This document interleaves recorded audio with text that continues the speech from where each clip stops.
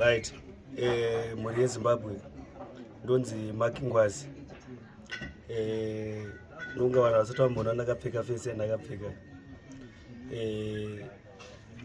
Ndine nyaya ndoda kutaura, but isati ndataura nyaya iyoyo ndokumbira kuti munhu wese achipedza kuona vhidhiyo iyi ngabva angosheyayi kwese kwese, chero pangava paFacebook, mapeji ana Zim Celeb,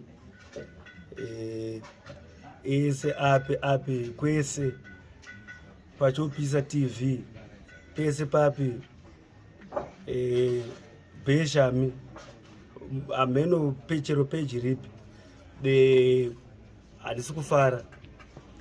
Yaindoda kutaura nonga vanhu havasati vambonzwa ndichitaura nezvenyaya iyoyo, but ndaona kuti zvanyanya. Mashoko andoda kutaura iwawa ndeyekuti